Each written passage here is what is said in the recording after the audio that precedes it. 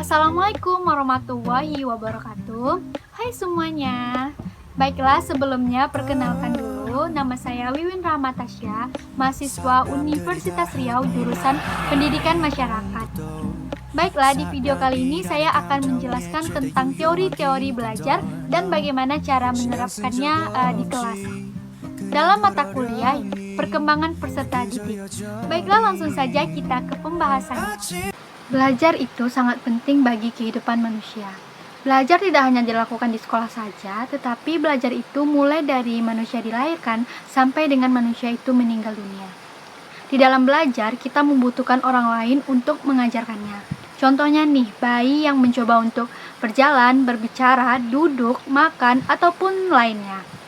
Memang aktivitas-aktivitas itu bisa dilakukan oleh bayi itu sendiri. Tetapi tentunya pasti membutuhkan bantuan orang lain, misalnya dari orang tua, kakek nenek, keluarga, atau siapapun itu untuk mengajarkannya agar aktivitas tersebut bisa dilakukan dengan lebih baik lagi. Nah, belajar di dalam dunia pendidikan, kita juga memerlukan bantuan orang lain untuk menyampaikan ilmu kepada peserta didik dengan sungguh-sungguh, yaitu seorang guru atau pendidik. Nah, di dalam proses belajar, ada yang namanya teori belajar yang bisa membantu guru atau pendidik untuk mudah menyampaikan ilmu pengetahuan kepada peserta didiknya. Teori-teori belajar tersebut ada 4, yaitu yang pertama ada teori belajar behavioristik, ada teori belajar kognitif, ada teori belajar konstruktivisme, dan juga teori belajar humanistik. Baik, yang pertama saya akan membahas tentang teori belajar behavioristik. Teori belajar ini dibuat oleh 2 orang, yaitu Gagne dan Berliner. Teori belajar behavioristik ini berisi tentang perubahan tingkah laku yang terjadi karena pengalaman belajar. Teori belajar ini lebih mengutamakan terbentuknya perilaku yang dihasilkan dari proses belajar. Menurut teori behavioristik ini, dalam proses belajar mengajar yang terpenting adalah seseorang akan dianggap telah belajar ketika sudah menunjukkan perubahan perilaku. Dari teori behavioristik ini juga dapat diartikan belajar itu sebagai stimulus dan respon. Bentuk dari stimulus itu berupa penyampaian materi, pembentukan karakter, nasihat, dan lain-lain yang diberikan pendidik kepada peserta didiknya. Nah, sementara bentuk dari respon itu berupa reaksi atau tanggapan dari peserta didik terhadap stimulus yang diberikan oleh pendidik. Contoh penerapan teori belajar behavioristik itu yaitu adanya sistem poin ketika peserta didik melakukan pelanggaran terhadap peraturan-peraturan di sekolahnya. Nah, ada beberapa hal-hal yang perlu diperhatikan saat menerapkan teori behavioristik ini, yaitu yang pertama, perhatian guru kepada peserta didik sangat penting untuk dilakukan. Yang kedua, lingkungan belajar harus diperhatikan. Yang ketiga, mengutamakan pembentukan tingkah laku dengan cara latihan dan pengulangan. Dan yang keempat, proses belajar mengajar harus dengan stimulus dan respon. Nah, teori yang selanjutnya yaitu teori belajar kognitif. Teori ini dikembangkan oleh seorang psikolog asal Swiss, yaitu Jean Piaget. Berkat teori Piaget, terlahir perkembangan psikologi yang berpengaruh terhadap perkembangan konsep kecerdasan.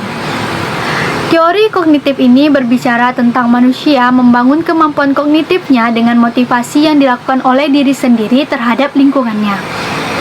Teori kognitif ini lebih menekankan pada bagaimana proses atau upaya untuk mengoptimalkan kemampuan aspek rasional yang dimiliki oleh orang lain. Oleh sebab itu, teori kognitif ini berbeda dengan teori behavioristik yang lebih menekankan pada aspek kemampuan perilaku yang diwujudkan dengan cara kemampuan merespon terhadap stimulus yang datang kepada dirinya. Menurut model kognitif ini, peserta didik memproses informasi dan pelajaran melalui upaya dalam mengorganisasi, menyimpan, kemudian menemukan hubungan antara pengetahuan yang baru dan pengetahuan yang telah ada.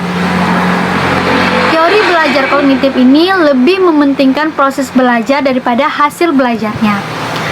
Teori kognitif ini mengharuskan pendidik memiliki kemampuan intelektual seperti penguasaan materi pengajaran, pengetahuan mengenai cara mengajar, pemilihan metode dan strategi pembelajaran, serta pengetahuan cara mengevaluasi peserta didiknya. Nah, contoh penerapan dari teori belajar kognitif ini yaitu pendidik menggunakan bahasa yang mudah dipahami oleh peserta didiknya serta memberi ruang bagi mereka untuk saling bicara serta berdiskusi dengan teman-temannya.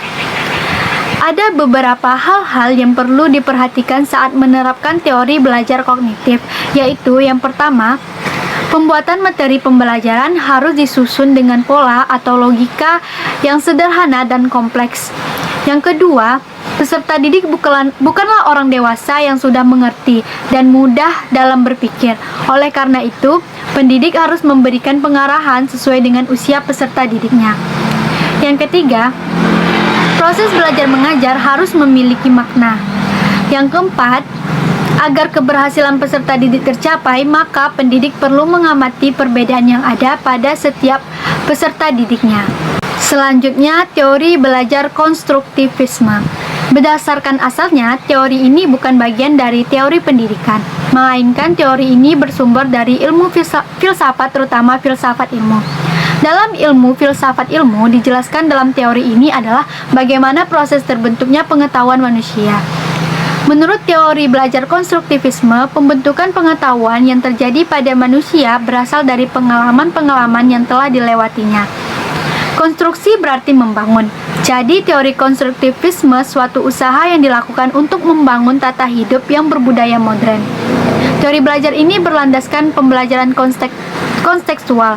Dengan kata lain, manusia membangun pengetahuan sedikit demi sedikit yang hasilnya disebarkan melalui konteks yang terbatas dan dalam waktu yang direncanakan. Teori belajar ini menekankan seseorang yang belajar memiliki tujuan untuk menemukan bakatnya, menambah pengetahuan atau teknologi dan lain-lain yang dibutuhkan untuk mengembangkan dirinya. Menurut teori belajar ini, belajar lebih mudah dipahami oleh manusia karena manusia membangun dan mengembangkan pengetahuan berdasarkan pengalaman-pengalaman yang dilewati. Dengan ini juga hidup manusia menjadi lebih dinamis. Contoh penerapan dari teori belajar konstruktivisme ini yaitu melibatkan peserta didik dalam mengamati dan menganalisis fenomena alam dan dunia nyata. Kemudian pendidik membantu peserta didik untuk menghasilkan abstraksi atau pemikiran-pemikiran tentang fenomena-fenomena alam tersebut secara bersama-sama. Nah, ada pun beberapa hal yang perlu diperhatikan saat menerapkan teori konstruktivisme, yaitu yang pertama, saat mengajar sebaiknya memberikan kesempatan kepada peserta didik agar dapat mengeluarkan pendapatnya dengan bahasa sendiri. Yang kedua, peserta didik diberikan waktu atau kesempatan untuk menceritakan pengalaman agar menjadi peserta didik yang lebih kreatif dan imajinatif. Yang ketiga, lingkungan belajar mengajar harus kondusif agar peserta didik bisa belajar dengan maksimal.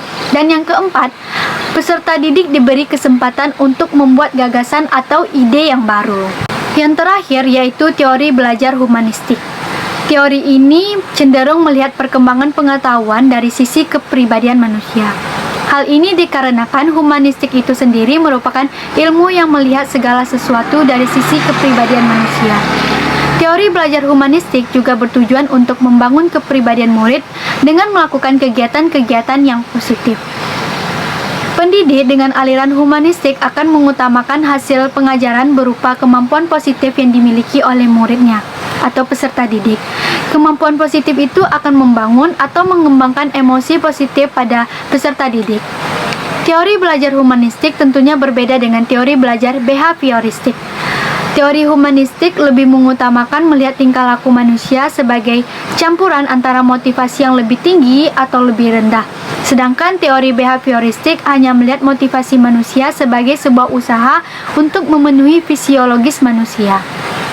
Teori belajar humanistik lebih menekankan pada pembentukan kepribadian, perubahan sikap, menganalisis fenomena sosial dan hati nurani yang diterapkan melalui materi pelajaran. Dalam teori ini, pendidik berperan sebagai fasilitator. Nah, ada beberapa hal yang perlu diperhatikan dalam menerapkan teori belajar humanistik, yaitu yang pertama, Pendidik berusaha untuk menyusun dan mempersiapkan materi-materi pembelajaran lebih banyak agar tujuan belajar mengajar tercapai. Yang kedua, peserta didik harus tetap santai ketika mendengar ungkapan-ungkapan dan peserta didik yang memberitahukan bahwa ada perasaan yang kuat dan dalam saat belajar mengajar. Yang ketiga, dalam teori ini, pendidik sangat berperan sebagai fasilitator. Maksudnya, guru atau pendidik diharuskan memberikan perhatian kepada murid dan menciptakan suasana kelas yang kondusif. Dan yang keempat, ketika pendidik berperan sebagai fasilitator, pendidik harus bisa mengenali dan menerima kelemahan-kelemahan pada dirinya. Dengan mengenali diri dan mengetahui kelemahan-kelemahannya, maka saat mengajar akan lebih tenang. Dan yang kelima, pendidik ditugaskan untuk mengetahui keinginan dari setiap peserta didik, karena keinginan-keinginan yang ada pada setiap peserta didik dapat menambah kekuatan dan mendorong semangat belajar. Nah, itu tadi penjelasan saya mengenai teori-teori belajar.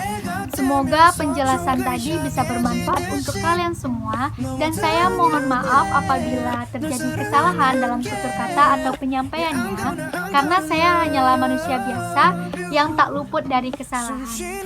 Baiklah, sampai jumpa di video berikutnya. See you!